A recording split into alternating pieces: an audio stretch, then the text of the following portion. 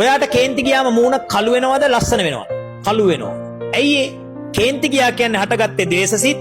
ද්වේෂසිත වලින් ජනනය කරන රූප ටිකක්. ඒ රූප රළුයි. ඒ රූප හරිම ඕලාරිකයි. ඒ රූප රළු නිසා, ඒ රූප ඕලාරික නිසා මොකද වෙන්නේ? මූණ එල්ලා වෙනවා. ඒව සහැල්ලු නෑ. ලහුතාවේ නෑ.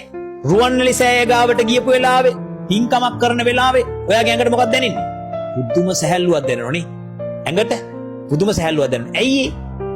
උපදින සිත් කුසල් සිත් වලින් උපදින චිත්තජ රූප හරිම සැහැල්ලුයි.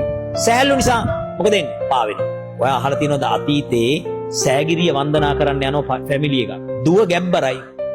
දුවට කියනවා අනේ පුතේ බඩත් උස්සගෙන උඹට බෑනේ ඔය මිහින්තලේ සෑගිරිය කියන මිහින්තලේ. කන්ද නගින්න බෑනේ උඹ ගෙදර හිටපන්. අම්මයි තාත්තයි ගෙදර කට්ටිය යනවා. ගිහිල්ලා බලනකොට මෙන්න කෙල්ල ඇවිල්ලා උඩ මළුවේ. මයි දුව කොහමද ආවේ? මං ගෙදරට වෙලා බුද්ධානුස්සතිය වැඩුවා. බුද්ධානුස්සතිය වඩනකොට මං දන්නේම නැතුව මෙතෙන්ට ඇවිල්ලා. ඒ කියන්නේ මොකද? දැන් ඕක කවුරු හරි කෙනෙක් කිව්වොත් ඉස්සෙල්ලම ඕකට විරුද්ධ වෙන්නේ කවුද? අම්මා. ඇයි? පිස්සුදානේ. ඕවා බෞද්ධ සාහිත්‍යය. ඔහොම උඩින් යන්න බෑ. ඕවා තියෙන්නේ බෞද්ධ සාහිත්‍යය කියයි. දැන් ගොඩක් කට්ටිය ඒ වගේ කතන්දර ටික ඔක්කොම දාන බෞද්ධ සාහිත්‍ය. ඇයි? හිතන්නකෝ මේ බිත්තියට එහා පැත්තේ තියනවා කියලා හිතන්නකෝ. පැන්සලක්. දැන් මේ පැන්සල මට පේන්නේ නැහැ කියලා නැද්ද? මේ පැන්සල මට පේනුන්නේ නැහැ කියලා පැන්සලක් නැද්ද? පැන්සල තියෙනවා. දැකපු මිනිහෙක් ඇවිල්ලා කියනවා ඔයගොල්ලන්ට මොකක්ද? කියනවා. ඔයගොල්ලෝ කියනවා නෑ. ඇයි? ආම්දුරු කියනවනේ.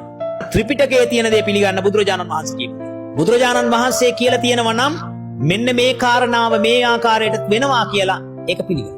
එහෙනම් දැන් ඔන්න මතක තියාගන්න ඕන චිත්ත චේතසිකා ධම්මා චිත්ත සමුත්ථානානංච රූපානං. සිතයි චෛතසිකයොයි සිතින් උපදින රූපයන්ට උදව් වෙනවා. අර උපාසකම්මා මොකද වැඩුවේ? බුද්ධානුස්සතිය වඩනකොට එන්නේ මොන සිද්ද? සෝමනස්ස සාගත ඥාන සම්පයුත්ත හෝ ඥාන විප්පයුත්ත හෝ කුසල සිත් පරම්පරාවක්. සෝමනස්ස බව නිසා එයින් උපද්දවන රූප සැහැල්ලුයි. ලහුතාවේ වැඩි නිසා මොකද වෙන්නේ? පාවෙනවා. එහෙම වෙන්න පුළුවන්. මෙකනිසම් එක හරි. සංගීත සංදර්ශන බලන්න ගිහිල්ලා තියෙන කට්ටිය අත උස්සන බලන්න. මේ ඊයේ පෙරේද නෙමෙයි. තරුණ කාලේ හරි බලන්න ගිහපු කට්ටිය අත උස්සන බලන්න. දැන් එතකොට සින්දු අහනකොට ඇයි නැට වෙන්නේ? සර්ව බලධාරී දෙවියන් වහන්සේ නූලක් දාලා හොල්ලනවද? නෑ. ඇයි ඒ? මේ උපදින සිත් සෝමනස්ස සාගත දිට්ඨිගත සම්පයුත් අසංකාරික සසංකාරික ලෝභහි සෝමනස්සේ තියෙනවා. එතකොට දැන් එහෙනම් මෙන්න මේ විදියට අපිට නැට උනේ මේ ලෝභ සිත් වලින් උපදින සැහැල්ලු. ඒක සැහැල්ලුයිනේ. රූප සැහැල්ලු නිසා ඇඟ මොකද? සැල්ලෙන්න ලෙල්ලෙන්න දල්ුව බිල්ලස නැලවෙනවා ඉතින්. හරි. ඒ නැලවෙන්නේ මොක නිසාද?